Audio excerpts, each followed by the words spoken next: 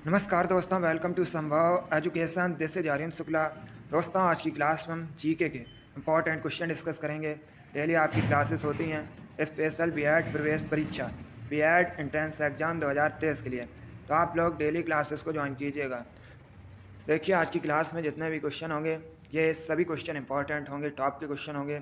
कुछ ऐसे क्वेश्चन हैं जो बीएड प्रवेश परीक्षा में कई बार पूछे गए हैं। क्लास को ध्यान से देखिए एंड क्लास के अंत में बताइएगा कि आपके कितने क्वेश्चन राइट निकले। सबसे पहले आप लोग क्लास को लाइक करिए, अपने फ्रेंड ग्रुप सभी जगह शेयर कर दीजिएगा ताकि ज़्यादा से ज़्यादा लोग जुड़ सकें। और जो फ्रेंड इस चैनल पर नए हैं वो चैनल को सब्सक्राइब करेंगे, बेल आइकन को प्रेस कीजिए ताकि सभी नोटिफिकेशन आप तक पहुंच सकें। चलिए शुरू करते हैं आज की क्लास। क्वेश्चन नंबर फर्स्ट के लिए आंसर करिए। इंपॉर्टेंट क्वेश्चन है, आपको एग्जाम में देखने को मिल सकता है। आपको बताना है मैथॉन बांध किस राज्य में है। बताइएगा मैथॉन डैम ये किस राज्य में स्थित है। ऑप्शन नंबर ए झारखंड में, option number B Andhra Pradesh में, ऑप्शन नंबर सी उत्तर प्रदेश में, या ऑप्शन नंबर डी महाराष्ट्र में। आपको बताना है मैथॉन डैम कहाँ पर स्थित है। इंपॉर्टेंट क्वेश्चन है, सभी लोग आंसर करिए। वेरी गुड, इसका right answer option number A होगा, झारखंड में। Yes, option number A correct answer है दोस्तों। मैथॉन डैम ये झारखंड में स्थित है, इसलिए option number A correct answer होगा। अब आपसे एग्जाम में क्वेश्चन और पूछा जा सकता है कि मैथॉन बांध, मैथॉन डैम ये किस नदी पर है। तो ये दोस्तों बराकर नदी पर है। तो आप लोग याद रखिएगा मैथॉन बांध जो कि झारखंड में है और ये बराकर नदी पर है। चलिए क्वेश्चन नंबर फर्स्ट का option number A correct answer होगा। आगे बढ़ते हैं। क्वेश्चन नंबर 2 है, ये भी इंपॉर्टेंट क्वेश्चन है, आपके एग्जाम में पूछा हुआ क्वेश्चन है।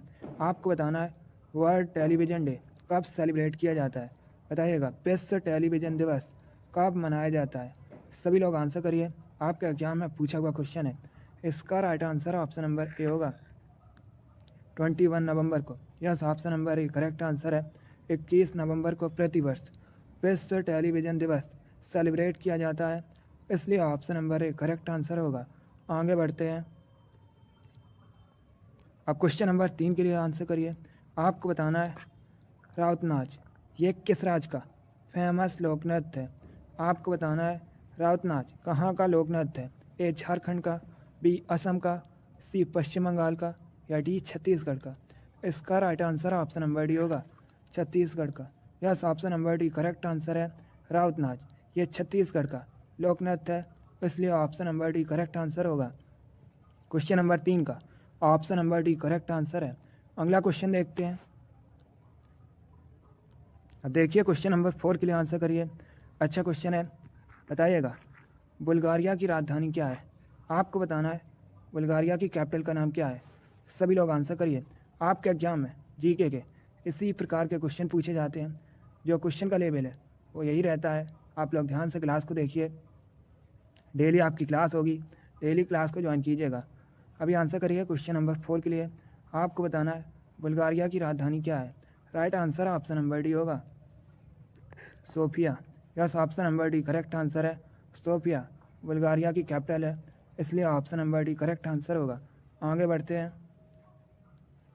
अब क्वेश्चन नंबर 5 के लिए आंसर करिए। आपको बताना है रेहंद नदी किस नदी की सहायक नदी है। बताइएगा ये जो दोस्तों रेहंद नदी है ये किसकी सहायक नदी है।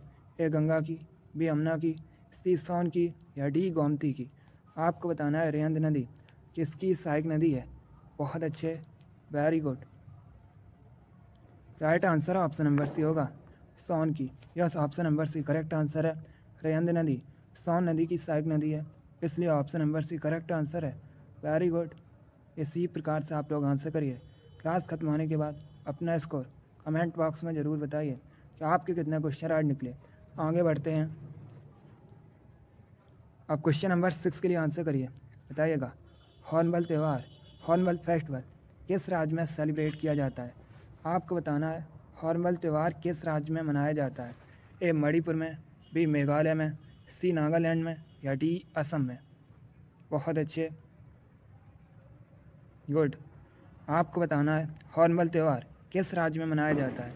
Right answer option number C होगा, नागालैंड में। Yes, option number C correct answer है दोस्तों। हॉर्नबिल त्यौहार नागालैंड में मनाया जाता है, इसलिए option number C correct answer होगा। आपके एग्जाम में क्वेश्चन पूछा गया था नागालैंड की ऑफिशियल लैंग्वेज क्या है, तो आप लोग याद रखिएगा इंग्लिश दोस्तों। नागालैंड की ऑफिशियल लैंग्वेज है।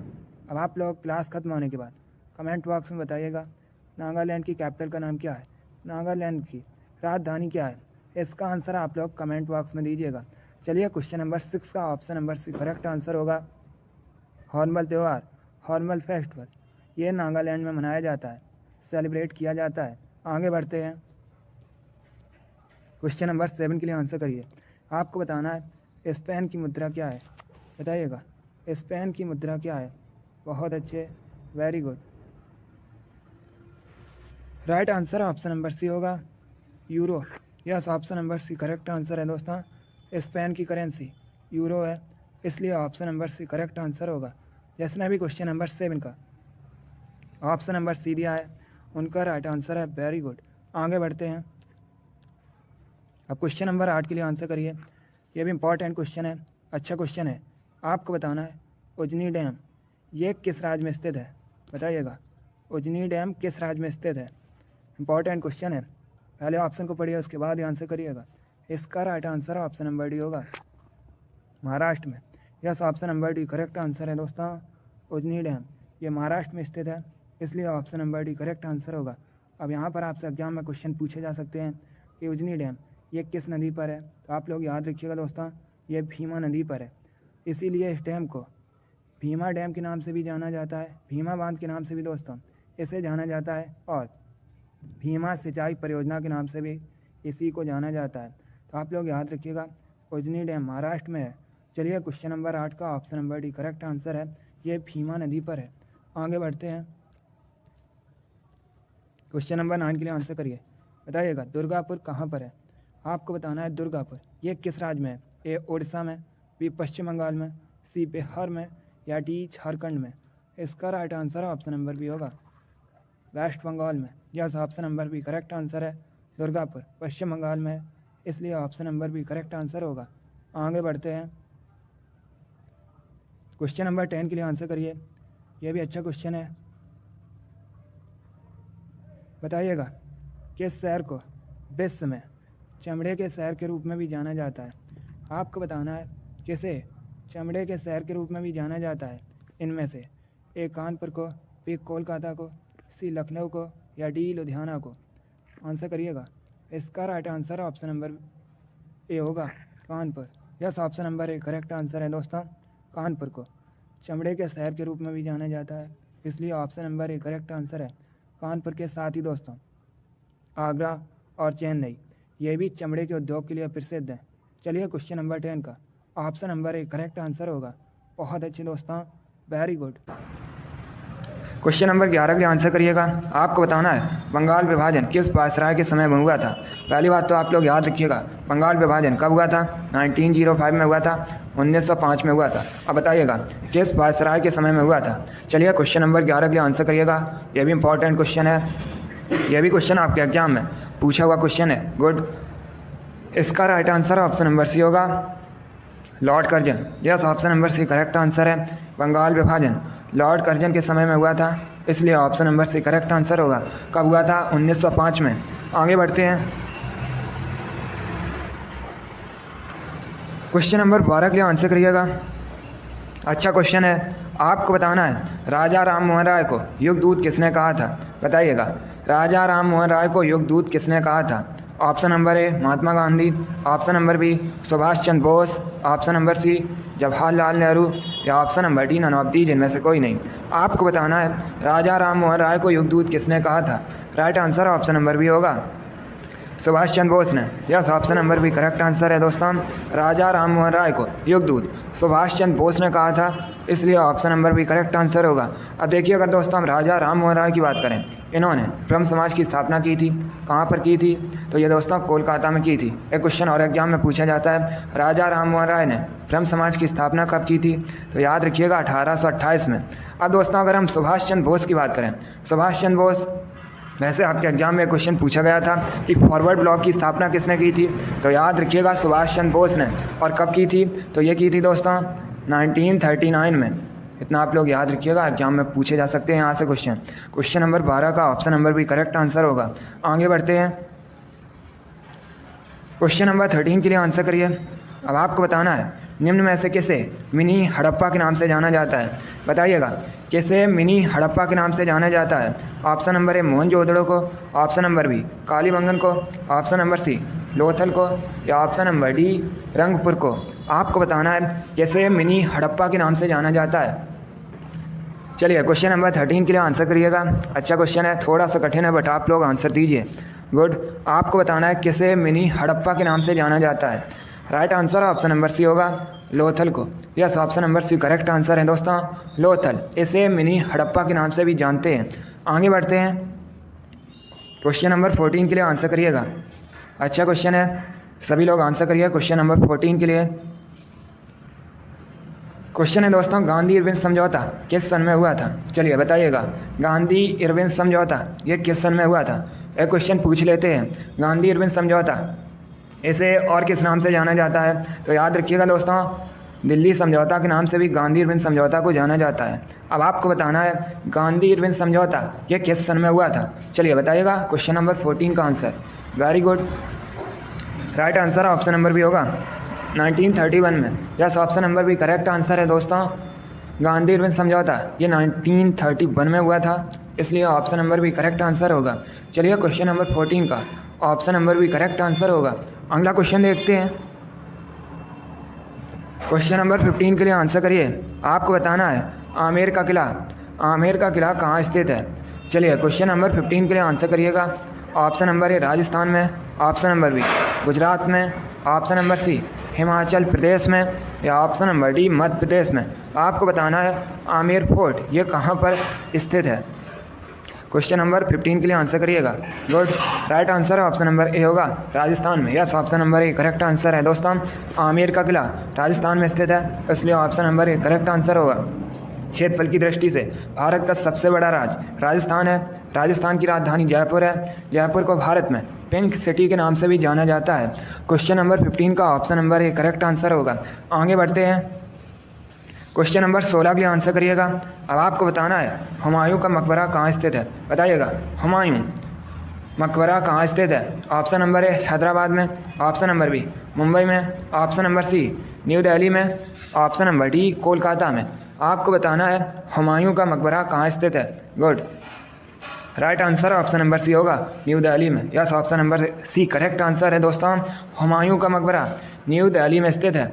आगे बढ़ते हैं, क्वेश्चन नंबर 17 के लिए आंसर करिए। क्वेश्चन है मराठा साम्राज्य में संभाजी कौन थे? बताइएगा, मराठा साम्राज्य में संभाजी कौन थे? ऑप्शन दिए गए हैं। ऑप्शन नंबर ए शिवाजी के भाई, ऑप्शन नंबर बी शिवाजी के दामाद, ऑप्शन नंबर सी शिवाजी के पुत्र, या ऑप्शन नंबर डी शिवाजी के सेना प्रमुख। आपको बताना है मराठा साम्राज्य में संभाजी कौन थे। Right answer option number C होगा शिवाजी के पुत्र। अगला क्वेश्चन देखते हैं, क्वेश्चन नंबर 18 के लिए आंसर करिए। क्वेश्चन है दोस्तों, नागानंद की रचना आपको बताना है किस शासक द्वारा की गई थी? बताइएगा, नागानंद की रचना किस शासक द्वारा की गई थी?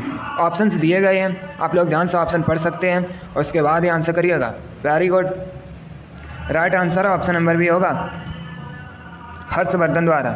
Yes, option number B correct answer है दोस्तों, नागानंद की रचना हर्षवर्धन द्वारा की गई थी, इसलिए ऑप्शन नंबर भी करेक्ट आंसर होगा। अब देखिए, अगर आपसे एग्जाम में पूछा जाए प्रियदर्शिका की रचना किसने की, तो याद रखिएगा नागानंद, प्रियदर्शिका और दोस्तों रत्नावली, इन सभी की रचना हर्षवर्धन ने की है, तो आप लोग इनके बारे में याद रखिएगा। आगे बढ़ते हैं, क्वेश्चन नंबर 19 के लिए आंसर करिए। आपको बताना है दंती दुर्ग किस वंश का संस्थापक थे? बताइएगा, दंती दुर्ग ने किस वंश की स्थापना की है? चलिए क्वेश्चन नंबर 20 के लिए आंसर करिएगा। इसका right answer option number C होगा राष्ट्रकूट वंश की। Yes, option number C correct answer होगा। चलिए अगला क्वेश्चन देखते हैं। आज का लास्ट क्वेश्चन आपके सामने है, क्वेश्चन नंबर 20 है, इंपॉर्टेंट क्वेश्चन है। आपको बताना है मंगल पांडे को फांसी कब दी गई थी? बताइएगा, मंगल पांडे को फांसी कब दी गई थी? मंगल पांडे, इन्होंने दोस्तों 1857 की क्रांति में महत्वपूर्ण भूमिका निभाई थी, आप लोग भी जानते होंगे। अब बताइएगा इनको फांसी कब दी गई थी? Right answer option number C होगा 8 अप्रैल 1857 में।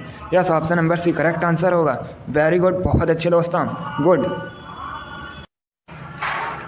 चलिए दोस्तों, आज की क्लास में हमने हिस्ट्री के इंपॉर्टेंट क्वेश्चन डिस्कस किए with extra fact. I hope आप सभी को ये क्वेश्चन समझ आए होंगे। आपके एग्ज़ाम में इसी प्रकार के क्वेश्चन पूछे जाते हैं। कुछ इसमें ऐसे क्वेश्चन भी थे जो आपके एग्ज़ाम में कई बार पूछे गए हैं।